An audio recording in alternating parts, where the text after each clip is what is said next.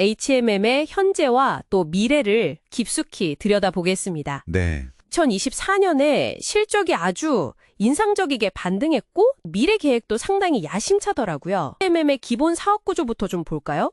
핵심은 역시 컨테이너 운송이고요.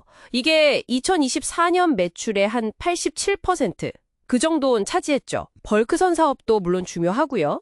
서울에 본사가 있고 전 세계 네트워크를 갖추고 그 프리미어 얼라이언스 멤버로 활동 중입니다. 이 글로벌 네트워크랑 해운 동맹 참여, 이게 정말 중요합니다. 해운업이라는 게 지정학적 리스크, 뭐 예를 들면 홍해 사태 같은 거요? 아니면 자연재해, 이런 거에 좀 취약하잖아요. 근데 이렇게 운영 기반이 분산되어 있으면 특정 지역에 문제가 생겨도 다른 노선이나 동맹 통해서 충격을 좀 흡수하고 운영의 탄력성을 유지할 수 있는 거죠. 단순히 물류망 이상이군요. 이게 HMM의 회복력이자 경쟁력의 기반이라고 볼 수 있습니다. 재무 상태도 아주 탄탄해 보이던데요.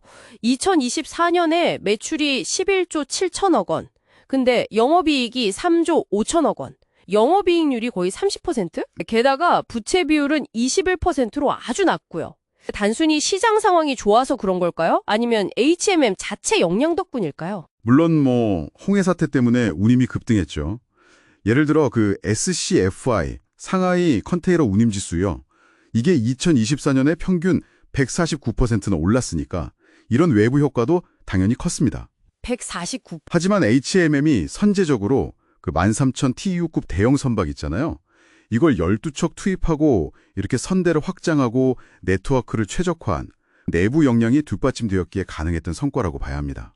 그리고 GS칼텍스나 발레 같은 기업들하고 장기 계약 맺은 것도 안정성에 꽤 기여했고요. 그럼 시장 내 위치는 어떤가요?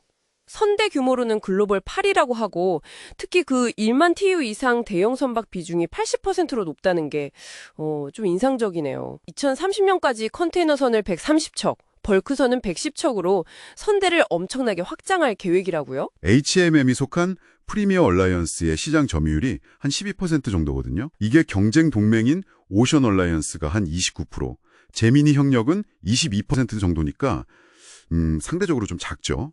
그래서 이 대규모 선대 확장은 단순히 몸집 불리기가 아니에요. 경쟁력을 유지하고 또 대형 선박의 효율을 극대화하기 위한 어쩌면 생존을 위한 필수 전략에 가깝다고 봐야 합니다. 약간 고위험 고수익 베팅 같은 거죠. 미래 전략은 크게 세 가지 축으로 요약되던데요. 탈탄소화, 디지털 전환, 그리고 사업 다각화. 첫째, 탈탄소화는 2045년까지 넷제로 달성하겠다는 목표 아래 2030년까지 그 메탄올 이중연료선 같은 친환경 선박을 약 70척 정도 확보하겠다는 계획입니다. 둘째는 디지털 전환인데 2030년까지 전자선화증권, 종이 대신 쓰는 디지털 운송서류예요. 이걸 100% 도입하고 AI 기반 운임 솔루션 같은 걸 개발하는 거고요. 셋째는 사업 다각화. 총 투자 계획이 23조 5천억 원인데 이 중 상당 부분을 벌크선 사업 확장하고 또 통합물류 인프라 강화하는 데 쓰겠다는 겁니다. 근데 이 세 가지 전략이 서로 어떻게 연관되어서 시너지를 낼 수 있을까요? 이게 따로따로 노는 건 아닐 텐데요. 사업 다각화를 통해서 안정적인 수익원을 확보하면 그 돈으로 친환경 선박 투자, 이게 돈이 엄청 들거든요. 이걸 뒷받침할 수 있는 거죠. 또 디지털화를 통해서 운영 효율성을 높이면 이건 결국 탄소 배출 감축 목표 달성에도 기여하게 되는 거고요. 결국 변동성이 큰 해운 시장에서 장기적인 생존력과 경쟁 우위를 확보하기 위한 통합적인 접근 방식이라고 보시면 됩니다. 앞으로 좀 위험 요인 같은 건 없을까요? 가장 큰 우려는 2025년에서 2026년 사이에 예상되는 신규 선박 공급 과잉입니다. 이게 현실화되면 당연히 운임 하락 압력으로 작용할 수밖에 없죠. 또 홍해 사태가 어떻게 해결될지, 아니면 미국의 새로운 관세 정책 같은 지정학적 불확실성도 여전히 변수고요. HMM 민영화 문제 이거 빼놓을 수 없겠네요. 정부 지분율이 최근에 보니까 67%까지 높아졌더라고요. 근데 이게 역설적으로 이렇게 기업 가치가 높아진 게 오히려 향후 매각 과정을 더 복잡하고 어렵게 만들 수 있다는 점.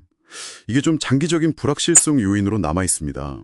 만약 HMM이 때로 정말 대규모 투자를 성공적으로 해서 통합 물류 역량도 강화하고 친환경 선도 기업으로 자리매김한다면 과연 2030년의 HMM은 우리가 지금 아는 전통적인 컨테이너 선사를 넘어서 어떤 새로운 모습, 어떤 새로운 정체성으로 우리 앞에 나타나게 될까요?